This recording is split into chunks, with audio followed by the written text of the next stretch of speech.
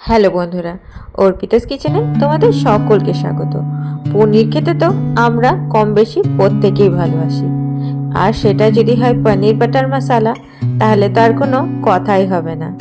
আমরা যেটা রেস্টুরেন্টে গিয়ে অর্ডার করে খেয়ে থাকি রুটি কিংবা নানের সঙ্গে, আজকে সেটাই সহজ পদ্ধতিতে বাড়িতে কি করে বানানো যায় সেটাই আমি তোমাদের সঙ্গে শেয়ার করব।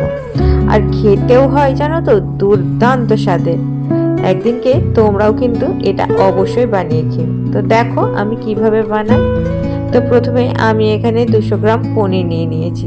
পনিরগুলোকে বেশ বড় বড় চৌকো চৌকো করে কেটে নিয়েছি। এবার একটা মশলা বানিয়ে নেবো। তার জন্য একটা মিক্সিং জারে নিয়ে নিয়েছি একটা বড় সাইজের টমেটো, নিয়েছি কিছুটা পরিমাণ চালমগজ আর 6-7টার মতন কাজু। ওগুলোকে খুব ভালোভাবে মিহি পেস্ট করে নেবো। এবার একটা কড়াইয়ে ভালো করে সাদা তেল গরম করে নিয়ে ওর মধ্যে দিয়ে দেবো বেশ খানিকটা বাটারটা ভালোভাবে গলে আসলে এবার যে পনিরের কিউবগুলো ছিল সেগুলোকে আমি দিয়ে দেবো। দিয়ে পনিরগুলোকে উল্টে পাল্টে বেশ হালকা লালচে করে ভেজে নেবো। খুব বেশি কিন্তু আমরা পনিরগুলো কড়া করে ভাজবো না, তাহলে কিন্তু পনিরগুলো খেতে ভালো লাগবে না। এটা চাইলে কেউ কাঁচা পনির দিয়েও করতে পারো, কিন্তু আমার এটা একটু হালকা ভেজে নিলে মনে হয় বেশি ভালো লাগে। এবার পনিরগুলো তুলে রেখে সেই পনির ভাজা বাটারের মধ্যে দিয়ে দেবো একদম মিহি করে কুচিয়ে নেওয়া দুটো পেঁয়াজ। আমি এখানে দুটো মিডিয়াম সাইজের পেঁয়াজকে মিহি করে কুচিয়ে নিয়েছিলাম। পেঁয়াজগুলো ভালোভাবে ভাজা ভাজা হয়ে গেলে দিয়ে দেবো 1 চামচ আদা রসুন বাটা। আদা রসুন বাটাটাকেও পেঁয়াজের সঙ্গে খুব ভালোভাবে কষাতে হবে, যাতে মশলার কোনো ধরনের কাঁচা গন্ধ না থাকে। এবার দেখো আমাদের মশলাগুলো খুব ভালোভাবে কষানো হয়ে গেছে। এবার ওর মধ্যে দিয়ে দেবো আগে থেকে বেটে রাখা টমেটো, কাজু আর চালমগজের যে পেস্টটা সেটা দিয়ে খুব ভালোভাবে কিন্তু নাড়তে হবে, কারণ এখানে কাজু আর চালমগজের পেস্ট আছে, সেই জন্য এটা কিন্তু কড়াইয়ের নিচে ধরে যাওয়ার চান্স থাকে। সবসময় এটাকে কিন্তু ভালো করে নাড়তে হবে। যতক্ষণ না পর্যন্ত টমেটোর কাঁচা গন্ধটা চলে যায় ততক্ষণ পর্যন্ত কিন্তু আমরা মশলাটাকে কষিয়ে নেবো। দেখো মশলাটা কষানো হয়ে গেছে। এবার ওর মধ্যে দিয়ে দেবো স্বাদ মতন লবণ আর পরিমাণ মতন হলুদ। লবণ হলুদটাকে দিয়েও খুব ভালোভাবে আমরা মশলার মধ্যে মিশিয়ে নেবো। মশলার মধ্যে ভালোভাবে নুন হলুদটা মেশানো হয়ে গেলে দিয়ে দেবো ঝালের জন্য শুকনো লঙ্কা গুঁড়ো আর রঙের জন্য কিছুটা পরিমাণে কাশ্মীরি লঙ্কা গুঁড়ো। এবার লঙ্কা গুঁড়োগুলোকেও খুব ভালোভাবে এবার গ্রেভির সঙ্গে মেশাবো।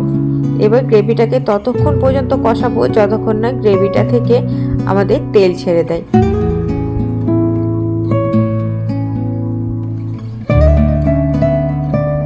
দেখো কষাতে কষাতে কিন্তু আমাদের গ্রেভিটা থেকে কত সুন্দর তেল ছেড়ে দিয়েছে। এবার এই সময় আমরা দিয়ে দেবো হাফ বাটি পরিমাণে দুধ। এই দুধটা দিলে কিন্তু যে গ্রেভির রিচ ভাবটা আসে সেইটা কিন্তু এই দুধটা থেকে। এবার দুধটা দিয়ে ভালোভাবে কিন্তু মশলাটা নেড়ে চেড়ে দুধটা যখন ফুটে উঠবে তখন ওর মধ্যে দিয়ে দেবো আমরা ভেজে রাখা পনিরগুলো দিয়ে খুব ভালোভাবে গ্রেভিটার সঙ্গে মিশিয়ে নেবো। দিয়ে ফুটতে দেবো 2 থেকে 3 মিনিটের জন্য। দেখো আমি কিন্তু এখানে কোনো জল ব্যবহার করিনি, সবটা কিন্তু দুধে হয়েছে।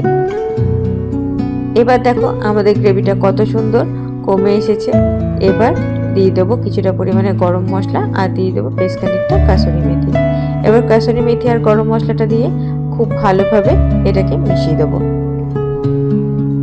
দেখো তাহলে কত সহজে বাড়িতে থাকা সামান্য উপকরণ দিয়েই আমাদের কিন্তু রেস্টুরেন্ট স্টাইল পনির বাটার মশলাটা তৈরি হয়ে গেল।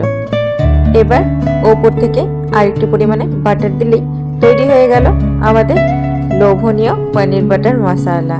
খেতে কিন্তু হয় একদম দুর্দান্ত স্বাদের, রেস্টুরেন্টের মতন।